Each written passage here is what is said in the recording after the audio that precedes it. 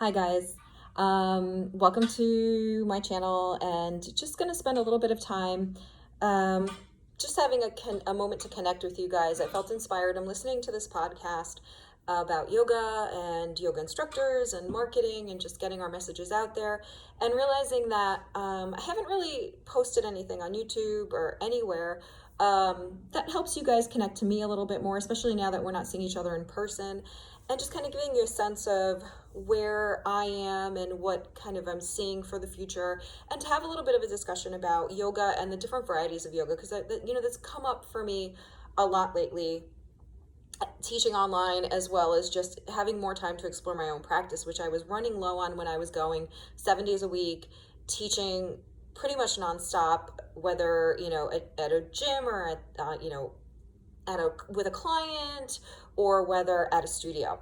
So the first thing I wanted to start off with is today I've allowed myself to take a break from teaching, which is something that I don't really do on a regular basis. I don't like to anyway, because I'm so used to, having been doing this for the past 11 years, just so used to teaching. And it's become, for better or worse, a central component of my identity. And I've realized that I've needed to reevaluate that, especially as I'm back in school to get yet another degree, which is a whole other issue that maybe I'll talk about a little bit in another video or something. As I go into the field of social work, and as I, start to marry some of the yoga and wellness and Pilates teachings that I have under my belt, I realize that I need to spend some more time, in self-care. And a part of being in self-care is allowing ourselves, all of us, the opportunity to take a day off, to take a break. Now, does that mean that today I'm not going to get any work done? Absolutely not. There's work that I need to get done for school. There's work that I need to get done in terms of like wanting to put a website together and actually starting and maybe getting some stuff online, whether it's scheduling, stories, classes, whatever it is, outside of the YouTube, outside of the Facebook stuff that I try to do. And also just spending some time nurturing what I'm doing.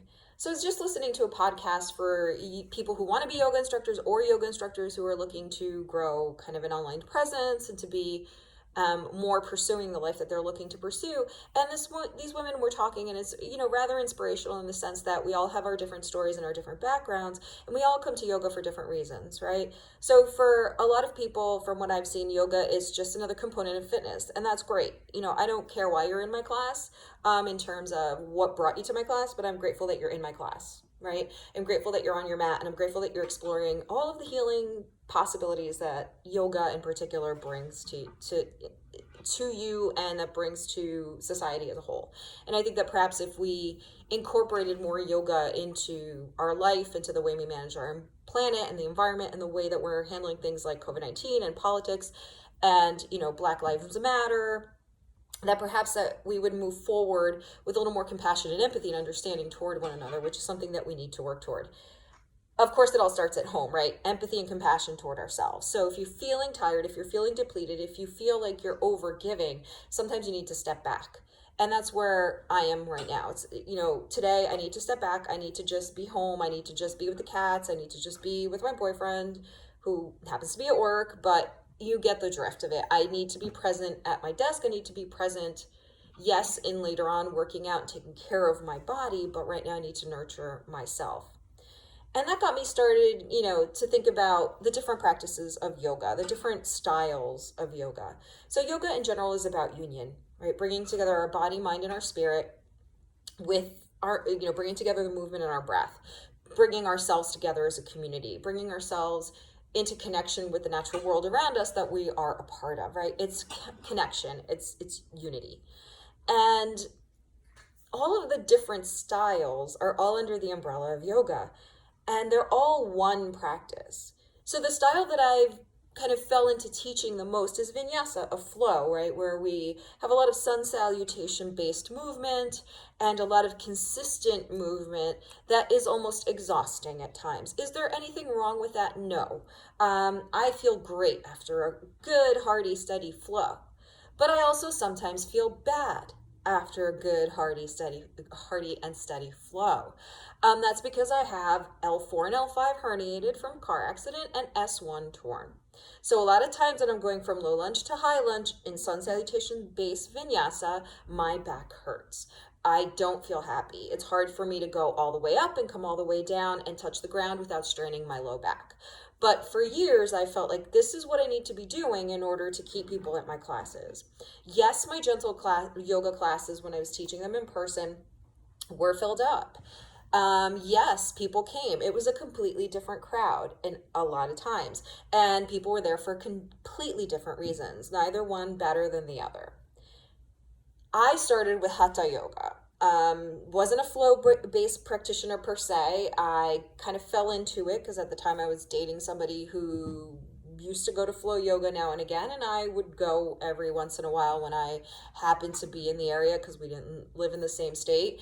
And I would take flow classes and I enjoyed it. It was pre-car accident. I loved the movement. I loved the workout that came with it, but yet the drenching sweat, the cleansing sensation really felt good. But I was a Hatha Yoga based practitioner. With Hatha Yoga, generally, right, in actuality, basically means the asana practice, the postural practice. But it's morphed into this, okay, we don't put a flow in between our Hatha Yoga, or if we do, it's a minimal flow. So it's more steady poses, holding them for a little longer period of time, exploring sensations. And that's the practice that I found myself falling into yesterday when my back was hurting a lot and I was feeling a little bit disconnected from my hips and pelvis. So I taught one of my students who came to take online classes with me a hatha based practice with some flow because I know that she's taken flow classes with me. And it just felt good to do hatha. It felt good to not be going up and down all the time. It felt good to explore the different muscles in the body and how they're acting in different postures. So today I thought, well, there's so much more to yoga, and there's not a right way or a wrong way to practice yoga. I've practiced Kundalini yoga and loved it, which is a lot about moving the energy channels up and down the spine, and it might be circular movement patterns with our hands in a mudra, or it might be adding some sound. It might be, crystal bowls in the background to stimulate our energy centers and our chakras. So, there's value depending on what you're feeling, what you're trying to explore in this practice. So I encourage you guys to try it. Now, I'm not a Kundalini yoga instructor, not qualified to teach it, not certified in any way, shape, or form, and don't think I ever will be certified in it. Not because I don't love it, but because I love it enough that I'd like to keep something of this practice that I don't know how to teach.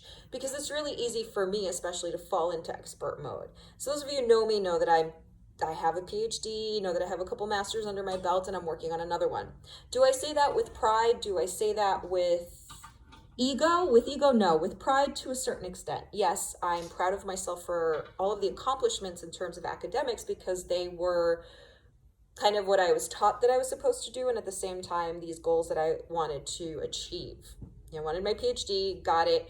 And I've largely been teaching as an adjunct and not been doing the things that most PhDs do, which is publish or perish. And maybe I perish, right? Maybe I'm in adjunctville forever. And that's probably the case. So, not even, because I'm planning on moving on eventually. Maybe I'll adjunct a class here or there, but it's not going to be as central to my income or essential to my identity as it has been. And I think a lot of that has come from the fact that I've learned from yoga that I don't want to be the expert at everything. Am I grateful for being an expert at gentle yoga and vinyasa yoga, flow yoga, hatha yoga? Absolutely. And I want to learn more, and I'm in the process of trying to figure out how I can learn more while staying safe within an environment that I don't necessarily have to go to a studio or have to go to a gym, because I'm unwilling to do that right now. So the point is, I encourage you to explore. If one day you're feeling like you just have to do a yoga class that is flow and you want to work out, go for it. Take one of my classes on YouTube, come join me on, Zoom, anything like that, great. If, however, you're feeling like you want to rest and you want to restore, do the same thing, right? Rest and restore. Take a class. Shift the mindset. You don't have to get on your mat to work out. You don't have to get on your mat to feel like you've just exhausted yourself. You can get on your mat to replenish yourself. You can get on your mat right before you go to bed so that you can get a better night's sleep. That's all available to you with yoga, right? It's a multifaceted practice. Now, when I do practice, guided by someone else, I love practicing with Yoga Glow. I don't get paid by Yoga Glow to say anything like this. I'm not an affiliate advertiser. I'm nothing like that. But I've been practicing with them off and on for years, and I particularly love Jason Crandall, who his teaching is straight to the point. It's alignment based, it's anatomy based, I should say, and he really teaches you as he teaches. So it's not about, for some instructors, it's a value to say, to call upon the chakras, to talk about heart-centered energy spaces. Sometimes I'll say, feel the energy in your legs. But for me, I need something more concrete. I need to feel it. I need to, whether I'm resting or whether I'm working strongly, I need to feel it. And a lot of that comes just from who I am and the experience of yoga and my injuries and even having become a Pilates instructor. So it's almost like I don't have the space in my own practice for extraneous comments, for extraneous extrapolations, right? I would rather hear straightforward, this is what it is, this is what it's doing, this is what you could be feeling, share with me what you feel, explore what you feel. So I like to practice with Yoga Glow, getting back to that as I extrapolate, ironically. And if you go on their platform, and I'm sure it's the same in lots of other platforms, I encourage you to explore not just my stuff, which of course I want you to keep coming and, sharing with me. But, if you check out other platforms, check out maybe a practice that you wouldn't typically do.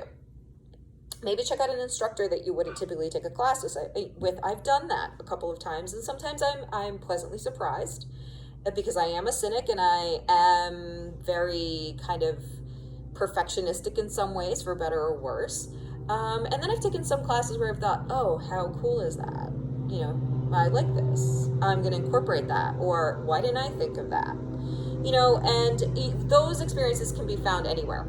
So I took a bar certification with Leslie Bender, and I did a restore workshop with Leslie. Now, prior to bar certification with Leslie, my bar experience was all, just homegrown and from Pilates training. I didn't feel the need, and to a certain extent don't feel the need, to get more bar certifications because I think that it's pretty straightforward, and if you're a Pilates and yoga instructor, you have more than enough knowledge and anatomy to be able to lead a bar class. Do I lead it like a ballet instructor? No, that's not who I am. But I do lead it like someone who enjoys movement and flow and who likes to kind of innovate. So great. However, Leslie offered a $15 hour and a half workshop that I took online just a few days ago, and it reconnected me to restoration. This one was specifically based on restoration. Now, she's a good maybe 15, 20 years older than me, and she has her own injuries, and she's trying to age healthily, age with movement, age as a Pilates instructor, being able to continue to teach. And so going back to the restoration, which is something that I used to teach on a regular basis, but didn't, kind of stop because I wasn't working at the same place anymore. Just simply going into restoration taught me reminded me of the value of doing restorative practices. So I highly recommend that you try it, and I'm going to post some of that stuff on YouTube so that you get a sense of what you can do in terms of your body and how you can facilitate your practice. I apologize for the landscapers out back.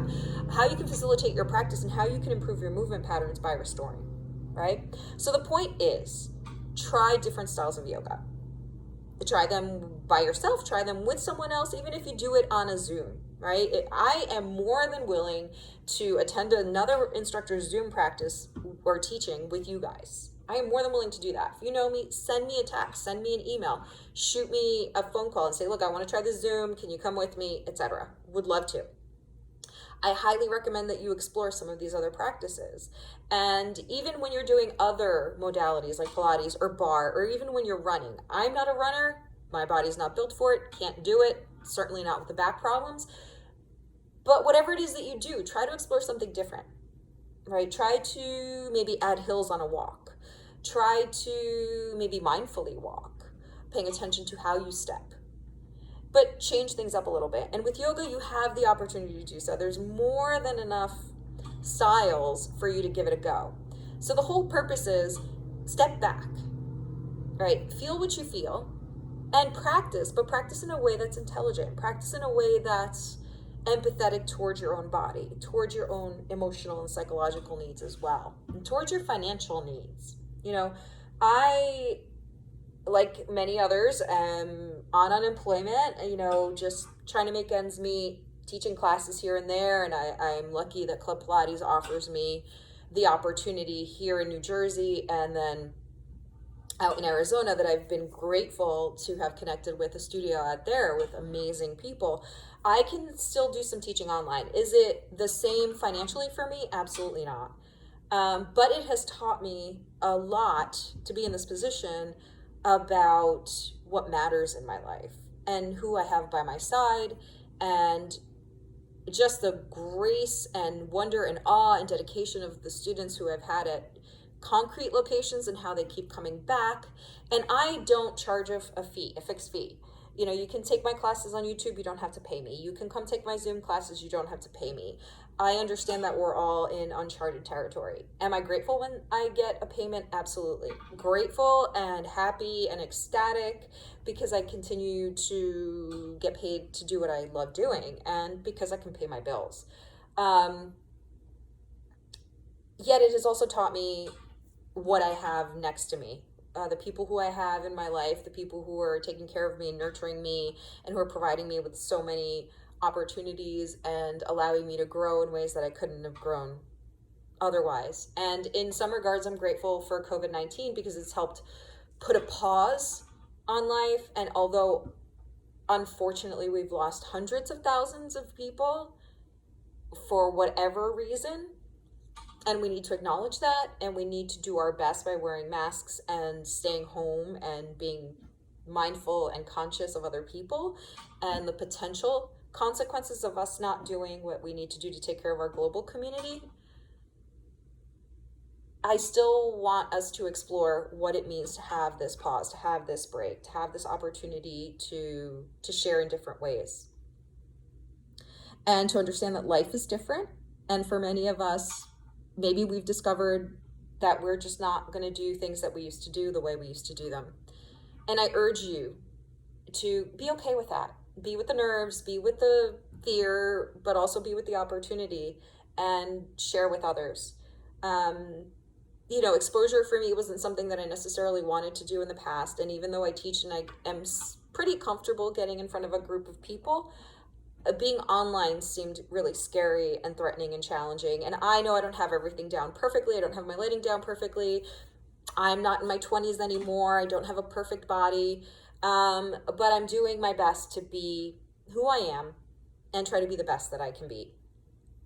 With that being said, I wanted to kind of close this off because it's going a little longer than I thought. And maybe a little bit is just I'm missing some connection and I'm by myself here right now.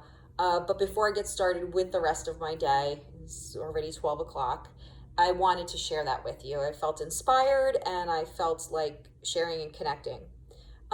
Take from this message what you will. I encourage you to explore. I encourage you to try new things and to continue to come back to the practice. And if you have any questions, feel free to send me a text if you have my contact info, or you can always email me at yogini4877@gmail.com, YOGINI4877@gmail.com. And I look forward to practicing with you. I intend to provide some more movement content sometime tomorrow, maybe even some today, something pre-recorded that I have on Zoom. I'll be deciding that later on, but I wanted to post this content, give it to you guys to explore, to think about, and maybe to see which changes you can make if you so choose to make changes. Have a wonderful day. Thank you, and namaste as ever.